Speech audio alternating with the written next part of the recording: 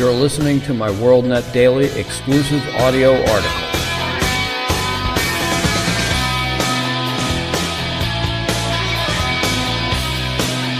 Today's WorldNet Daily exclusive audio article is entitled, Move the Goalposts, Control Our Behavior. When will it end?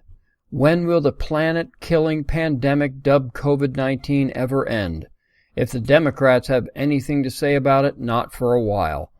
Not until they've wrung every ounce of control over you and me they possibly can, while strategically setting compulsory precedents for the next concocted or at least overblown emergency.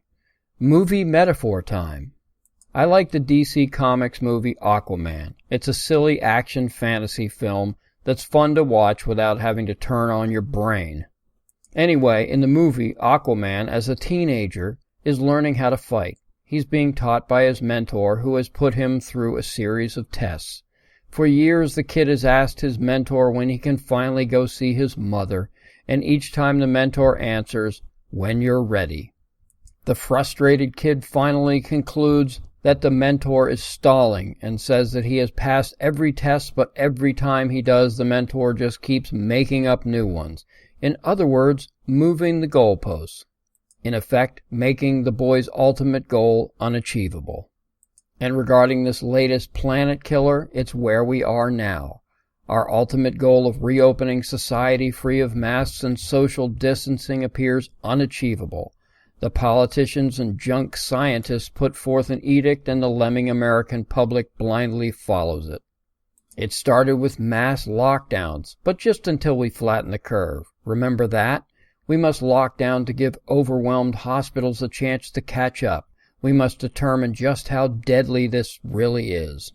About that time, the esteemed Dr. Fauci proclaimed that masks are not effective and may simply make people feel better. Well, by most accounts, the curve began flattening in April.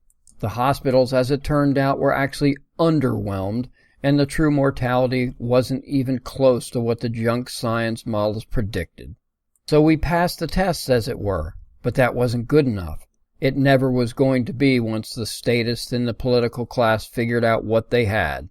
Time to move the goalposts. Masks, according to Fauci, went from ineffective and unnecessary to life-saving essentials that must be worn inside, outside, everywhere, by everyone.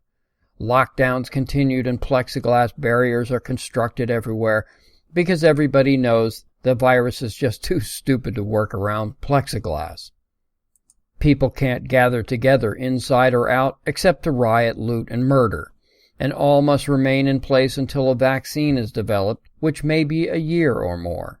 But wait, a vaccine is being developed and it may be ready sooner than ever imagined. Time to move the goalposts again, or rather clarify what is already known throughout the entire scientific community, that no vaccine is 100% effective. Enter Dr. Fauci again, the minister of COVID propaganda. A vaccine, he exclaims, will likely be only 70% effective. Of course, he has absolutely no way of knowing this, but that hasn't stopped him or other statists from filling Americans' heads with spurious gloom and doom bullcrap.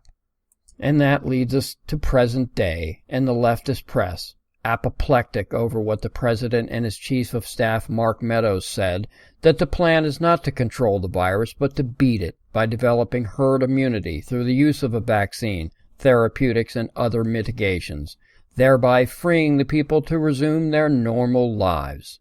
And this is why the left is really upset. These lockdown, shutdown con artists will go to any length to maintain control. Moving the goalposts one more time, they now claim that a quest to beat the virus by way of herd immunity is a dangerous and deadly fallacy. They claim there is no scientific evidence that herd immunity works. Of course, they remain mute on real-world evidence that appears to be growing steadily that herd immunity is the only path to normalcy. But like the junk science of man-caused climate change, these statists seem willing to continue to exact pain on us rather than relinquish this newfound control. They've propagandized for decades, with some success, that if we just do everything they say, they can somehow control the climate. So why wouldn't they employ the same strategy for this emergency. It's time to wake up, America, and see that, like climate change, their motivation is nothing more than another means of controlling our behavior, which has always been their ultimate goal.